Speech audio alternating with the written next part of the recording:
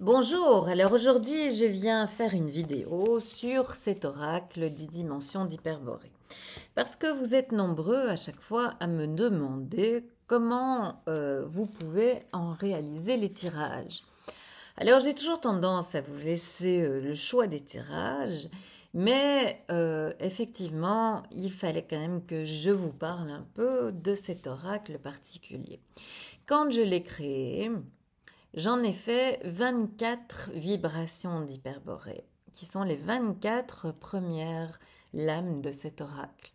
Et où vous pouvez avoir finalement des petites méditations, vous pouvez voir quelle est l'énergie de la lame qui vous teinte, et puis justement, c'était dans un voyage un peu particulier où j'ai rêvé de certaines choses, de végétaux, d'animaux, de, finalement de concepts qu'on a un peu oubliés. Et les 24 premières sont reliées à tous ces concepts-là. Après ça, vous avez les dimensions. Vous en avez 8. Ces dimensions sont à la fois des alliés, mais à la fois aussi, ça peut être des choses qui vous polluent.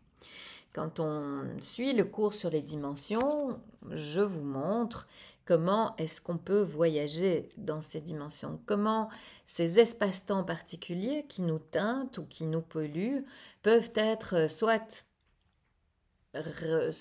qu'on peut se les réapproprier, soit on peut s'en défaire quand ils sont finalement, quand ils se sont invités ou quand elles se sont invitées dans nos vies alors qu'elles n'ont rien à y faire.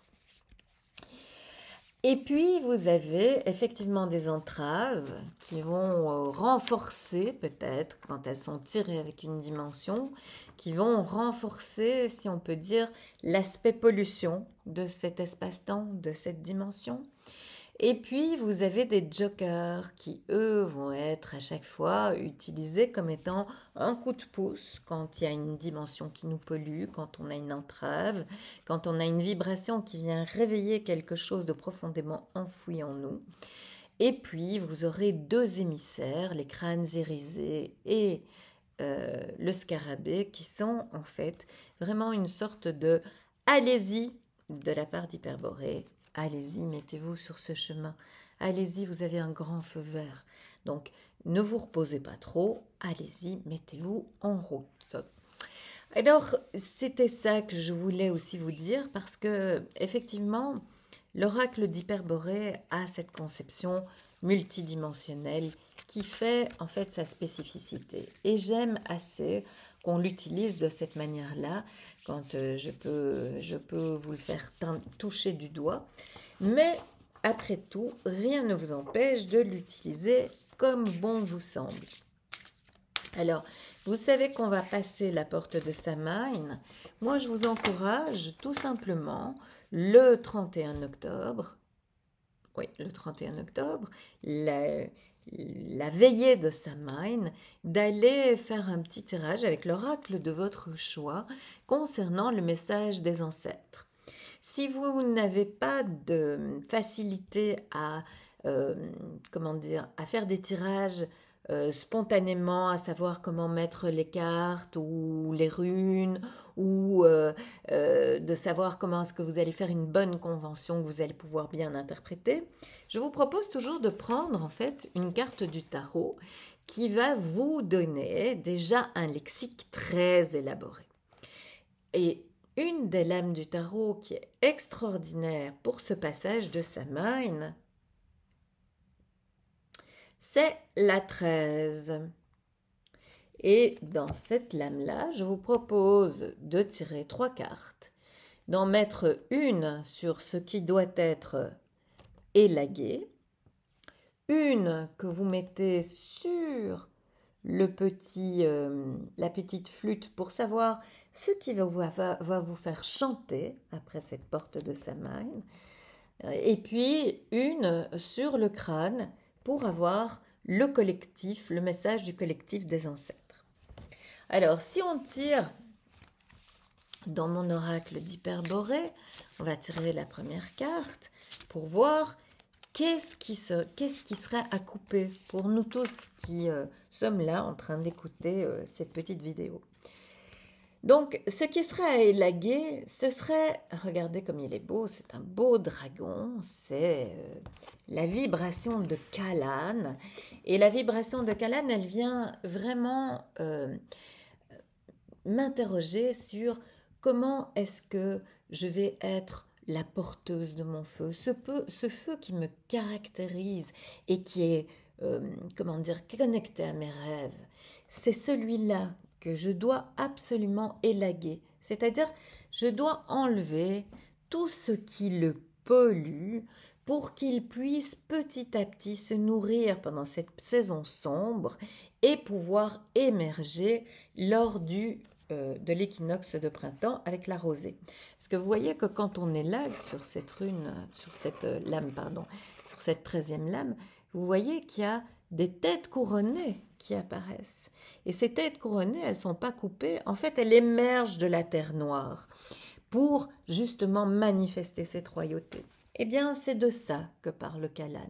Donc, soyez attentive ou attentif au feu que vous voudriez être nourri pour pouvoir porter, si je puis dire, ce qui vous caractérise et les rêves que vous avez envie de nourrir. Essayez de trouver ce feu-là. Vous avez quelque temps là pendant la saison sombre et nourrissez-le pour qu'il puisse émerger lors de la saison claire. Et ce qui nous fera chanter, c'est la licorne. C'est-à-dire la licorne, vous savez bien que moi, j'aime pas les représentations, comment dire, béni oui de la licorne. C'est-à-dire que pour moi, la licorne, vous savez que c'est l'animal d'Écosse, qui représente l'Écosse face au lion d'Angleterre. Et donc, ce qui nous fera chanter, c'est cet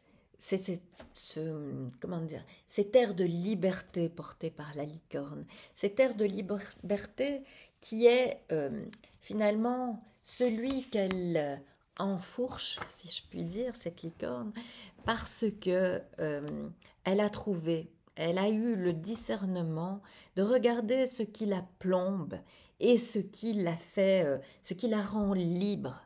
Et c'est ça qu'on va devoir développer avec la licorne. Ceci dit en passant, si vous avez lu le dernier article que j'ai publié sur ma page Facebook, je vous ai parlé du symbolisme du chapeau pointu et des cornes. Mais cette licorne, elle en a une aussi, cette connexion avec le haut. Mais donc justement, c'est ça qui nous fera chanter, c'est qu'à l'instar de la licorne, ça sera de discerner, et vraiment de bien séparer ce qui nous plombe et ce qui nous fera nous sentir libres. Pour que finalement, le message, la conclusion donnée, si on peut dire, par le collectif des ancêtres pour ce Samhain 2024 sera, regardez, en plus de tout ça, c'est la fameuse lame Bisa, la 18e. Quand on aura reconnecté ce feu-là qui portera nos rêves et notre identité, qu'on ira dans cette voie de liberté, nous trouverons ce qui nous nourrit, ce qui nous désaltère, ce qui nous permet de nous relier. Finalement, c'est l'arbre, on pourrait dire cet arbre du multivers, ce qui nous permettra de nous relier à toutes nos dimensions. Voilà, c'était un bref message pour Samhain, parce que moi je suis une sorcière qui adore Samhain. Et vous savez pourquoi j'adore Samhain? Parce que Samhain n'appartient à aucun temps et qu'il est complètement dans le temps circulaire. Et ce temps circulaire, vous savez que je l'aime pour aller chercher mes informations. Et si vous voulez mieux comprendre le temps circulaire, j'ai un petit cadeau à vous donner, c'est-à-dire regarder sur Disney+, la série Agatha All Along, qui est un Marvel. Vous savez que j'aime bien les Marvel. Et donc, dans le dernier, je ne vais pas spoiler, mais dans le dernier feuilleton qui est sorti, le dernier épisode qui est sorti de cette série brillante sur les sorcières, il y a un épisode sur le temps circulaire. Sur ce, je vous souhaite tout le meilleur, je vous embrasse et je vous dis à bientôt.